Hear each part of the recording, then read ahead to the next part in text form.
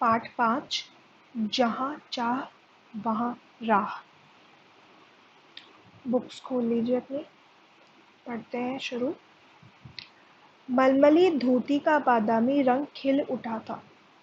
किनारों पर कसूती के टाँकों से पिरोई हुई बेल थी। पल्लू पर भरवा टाँके अपना कमाल दिखा रहे थे। सुनहरे रुपैले बेल बूटों से जान आ गई थी मलमल में। इन बेल बूटों को सजाया था ईला सचानी ने। ईला की हिम्मत की अनूठी मिसाल है ये कढ़ाई के नमूने।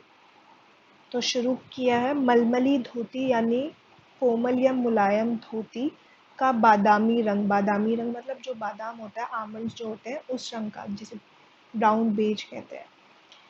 रंग खिल उठा था। किनारों पर कसूती के टाँकों, कसूती जो होती है उसका मतलब होता है कर्नाटक में एक बहुत विशेष प्रकार की कढ़ाई होती है, उसे कसूती कहते हैं। ठीक है।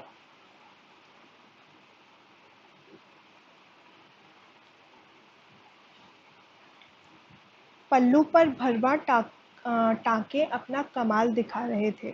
भरवा मतलब बिल्कुल भरे हुए, और उसमें कोई गैप नहीं था, मतलब बिल्कुल बहुत कम कम दिखता है उसमें पीछे का जो बैकग्राउंड वगैरह होता है। जैसे भरवा मेहंदी भी लगवाते हैं जिसमें बहुत भरा हुआ डिज़ाइन होता है। सुनहरे रुपैले बेल बूटों से जान आ गई थी मलमल में, मतलब वो जो कोमल जो कपड़ा था, जो धोती थी, उसमें सुनहरे मतलब गोल्डन रुपैले मतलब सुंदर, बेल बूटे मतलब पेड़ और फूल, पत्ते और फूल वगैरह, बेल वेल जो हमने पिछले पार्ट में भी देखी थी। तो सुनहरे रुपैले बेल बूटों से जान आ गई थी मलमल में, मतलब बहुत सुंदर सा लगने लग गया था। जान आ गई थी मतलब एकदम से बहुत आकर्षक सा लगने लग गया था। इन बेल बूटों को सजाया था ईला सचानी ने। तो ईला सचानी जो है, उन्होंने ये कढ़ाई की थी मलमल की धोती पर। ईला की हिम्मत की अनूठी मिसाल है ये कढ़ाई के नमूने। जो ईला की जो हिम्मत है, मतलब वो इतनी अच्छी कढ़ाई करती है, तो वो उसकी हिम्मत दिखाती है। अनूठी मतलब अनोखी,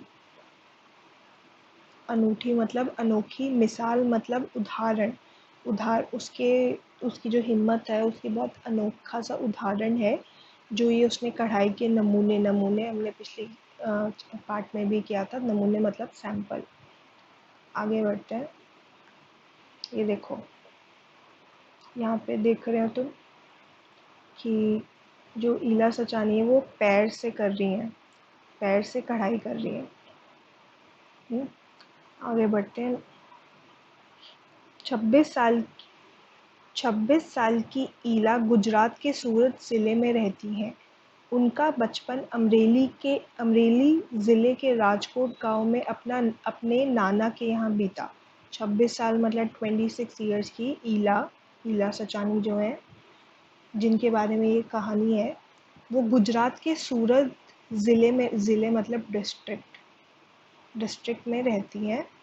उनका बचपन अमरेली ज़िले के राजकोट, अब गुजरात के सूरत ज़िले में रहती है, और जो उनका बचपन था, मतलब जब वो अपने चाइल्डहुड वगैरह में, तो अमरेली ज़िला, जो अमरेली का जो डिस्ट्रिक्ट है, राजकोट जो गांव है, उसमें उनके नाना जो है, उनके मतलब उनका जो बचपन है ईला सचानी का, उन्होंने अपने नाना के घर अपना बचपन बिताया।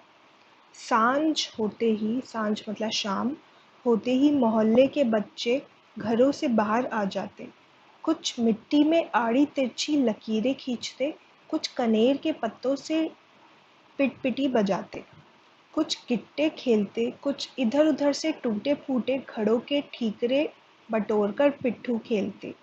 जब इन खेलों से मन भर जाता तो पेड़ की डालियों पर झूला डालकर ऊंची ऊंची पेंगे लेते और ऊंचे स्वर में एक साथ गाते, कच्चे नीम की निंबोरी, सावन जल्दी अयो रे।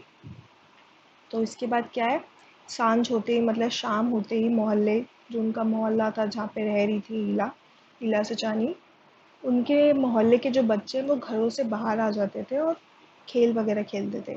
कुछ मिट्टी में आड़ी तिरछी मतलब टेढ़ी मेढ़ी लाइनें खींचते, लकीरें मतलब लाइनें खींचते थे। कुछ कनेर के पत्तों से, कनेर जो होता है, कनेर के जो पत्ते होते हैं मतलब कनेर एक टाइप का पेड़ होता है, बहुत आसानी से मिलता है। मैं दिखा देती हूँ। ये होता है कनेर का पत्ता। ये देखो, देखा होगा तुमने आसपास, बहुत कॉमन सा है। ये देखो, इसकी ऐसे लंबी लंबी नोकीली सी वो होती है पत्ते, पतले पतले से नोकीले से पत्ते। ये देखो, खोल के दिखा देती हूँ। तो ये देखो, पतले पतले से होते हैं, नोकीले से, और ऐसे ऐसे फूल होते हैं इनके, अलग अलग टाइप। ये देखो, ऐसी जड़, तना होता है, एकदम पतले पतले से होते हैं, नुकीले नुकीले से। और तीन चार कलर के, तीन चार रंग के इसके फूल होते हैं, वाइट होते हैं, पिंक होते हैं। देखे होंगे तुमने, बहुत आसानी से मिलते हैं। आगे बढ़ते हैं। कुछ गिट्टे खेलते। गिट्टे मतलब क्या होता है, पत्थर या ईंट से, छोटे छोटे पत्थर या ईंट के छोटे छोटे टुकड़े होते हैं, उनसे बहुत सारे गेम्स वगैरह खेलते हैं।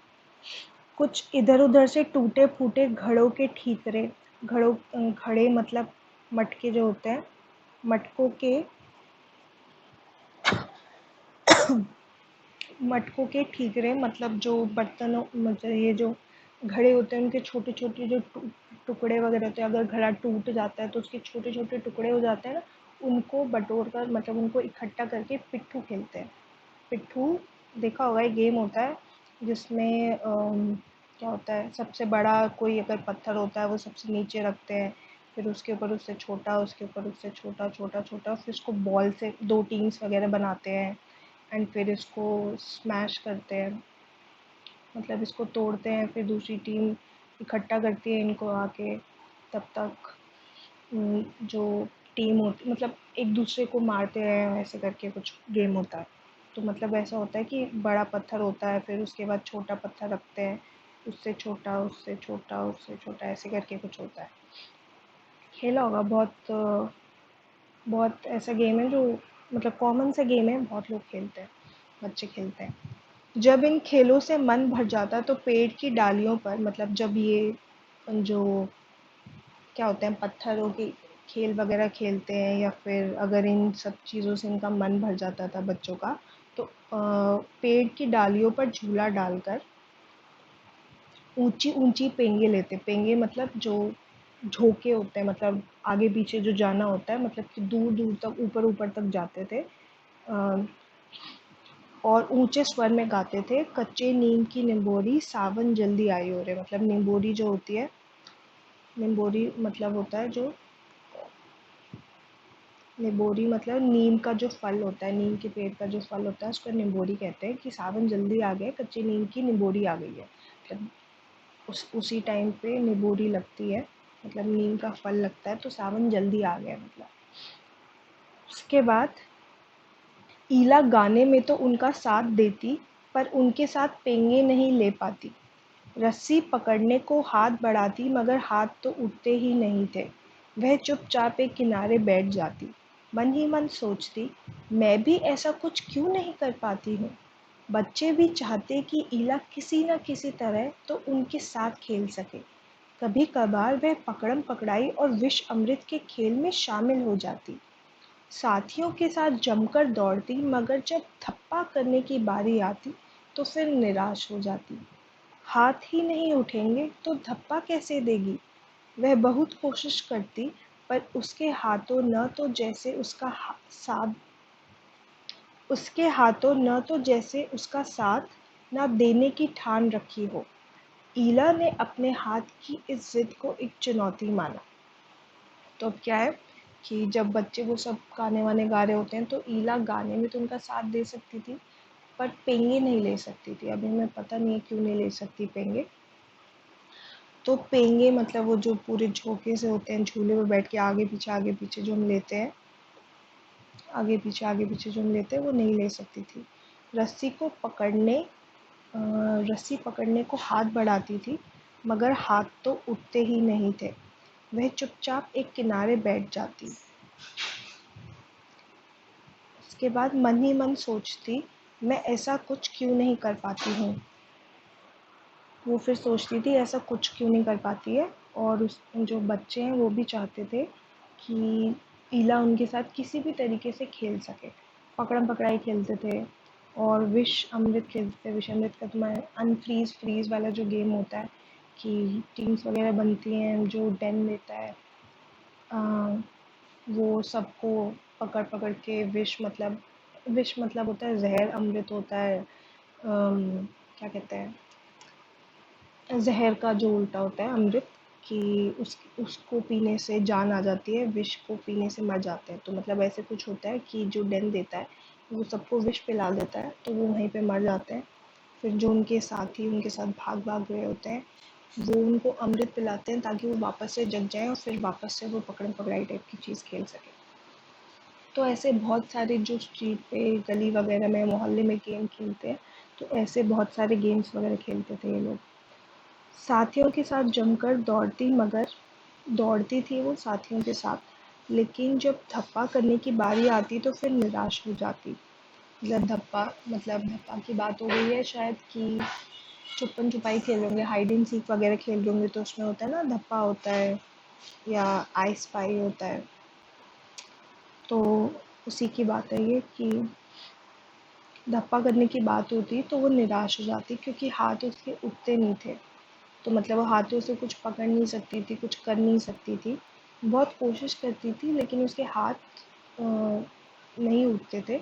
हाथों ने तो जैसे उसका साथ ना देने की ठान रखी थी, मतलब पूरा निश्चय किया हुआ था। मतलब वो ऐसे सोचती थी कि वो कितनी कोशिश कर रही है कि उनके हाथों को इस्तेमाल कर सके, हाथों से कुछ कर सके, लेकिन उसके हाथ उसका साथ ही नहीं देते थे। ईला ने अपने हाथों की इस ज़िद को चुनौती माना। ज़िद मतलब जो उसने ऐसा किया हुआ है कि इतनी कोशिश कर रही है, उसके हाथ नहीं हिल रहे, तो उसको एज़ अ चैलेंज लिया, चुनौती मतलब चैलेंज लिया, चुनौती माना।